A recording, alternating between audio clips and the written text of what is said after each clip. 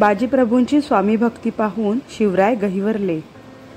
बाजीप्रभूंसारखा मोहरा इरेला घालणे शिवरायांच्या जीवावर आले होते, पण त्यांना स्वराज्याचे ध्येय गाठायचे होते। त्यांनी मन आवरले।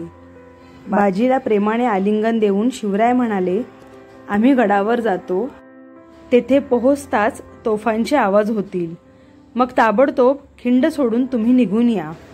बाजीप्रभूला मागे ठेवून शिवराय विशाळगडाकडे निघाले। बाजीने शिवरायांच्या पाठमोऱ्या मूर्तीला लवून मुजरा केला। मग त्याने आपल्या हातात समशेर घेतली आणि तो खिंडीच्या तोंडाशी उभा राहिला। मावळ्यांनी दगड गोटे जमा केले आणि ते आपापल्या जागी तयारीने उभे राहिले। खिंडीच्या तोंडावर मावळ्यांची पोलादी फळीच जणू तयार झाली होती। इतक्यात शत्रूच्या युद्ध गर्जना ऐकू आल्या। शत्रू खिंडीखाली आला होता। बाजी मावळ्यांना म्हणाला, बहादूर मर्दांनो, हुशार! जीव गेला तरी जागा सोडू नका।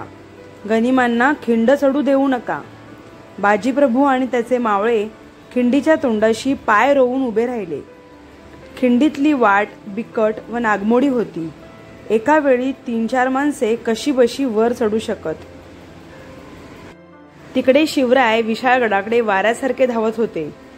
विशाळगडाचा पायथा अजून दूर होता।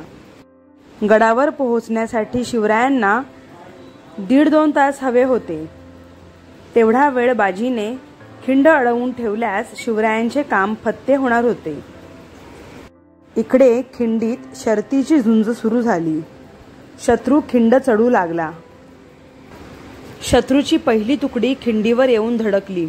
मावळ्यांनी शत्रूवर दगडांचा वर्षाव सुरू केला। दगडधोंड्यांचा मारा करण्यात मावळे पटाईत। त्यांनी सराईतपणे हाणामारी सुरू केली। शिवरायांच्या मावळ्यांनी कित्येक गनिमांना टिपले। कित्येकांची डोकी फुटली। पहिली तुकडी नामोहरम झाली, मागे हटली। पुन्हा दुसरी तुकडी नेटाने खिंड चढू लागली। बाजीप्रभू ओरडला, हा ना, मारा! मावळ्यांना स्फुरण चढले। हर हर महादेव अशी गर्जना करत ते शत्रूवर तुटून पडले। पुन्हा दगडांचा वर्षाव सुरू झाला। शत्रू धडाधड कोसळू लागला।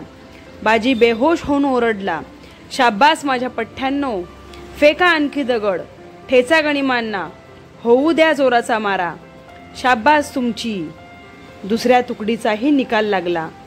तिकडे शिवराय विशाळगडाकडे घोडदौड करत होते। गडाचा पायथा जवळ येत होता। प्रत्येक क्षण महत्वाचा होता। विशाळगडाच्या पायथ्याशीही शत्रूचा वेढा होता। शिवरायांनी आपल्या निवडक साथीदारांसह शत्रूच्या मोर्चावर हल्ला चढवला।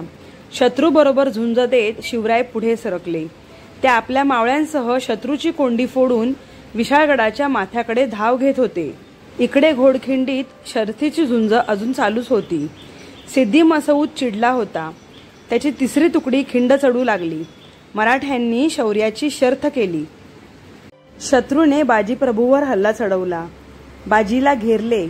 बाजी त्वेषाने लढू लागला। त्याने पराक्रमाची शर्थ केली।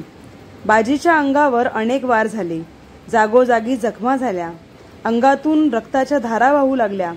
तरीही त्याने खिंडीचे तोंड सोडले नाही। त्याचा सारा देह रक्ताने न्हाऊन निघाला, पण तो मागे हटला नाही। शत्रूच्या हल्ल्याने बाजीप्रभू घायाळ झाला होता। तरीही मावळ्यांना झुंज चालू ठेवण्यास तो बजावत होता। त्याचे सारे लक्ष तोफांच्या आवाजाकडे होते। एवढ्यात तोफेचा आवाज कडाडला। तोफांचे आवाज धारातीर्थी कोसळलेल्या बाजीच्या कानी पडले। महाराज गडावर पोहोचले। मी माझी चाकरी बजावली, आता मी सुखाने मरतो, असे म्हणून स्वामी भक्त बाजीप्रभूने प्राण सोडला। ही बातमी विशाळगडावर महाराजांना समजली। तेव्हा त्यांना मोठे दुःख झाले। बाजीप्रभू सारखे देशभक्त होते म्हणून स्वराज्याचे पाऊल पुढे पडले। त्या स्वामीनिष्ठांच्या रक्ताने घोडखिंड पावन झाली। पावनखिंड या नावानेच इतिहासात ती अमर झाली। धन्य ते मावळे आणि धन्य धन्य तो बाजीप्रभू।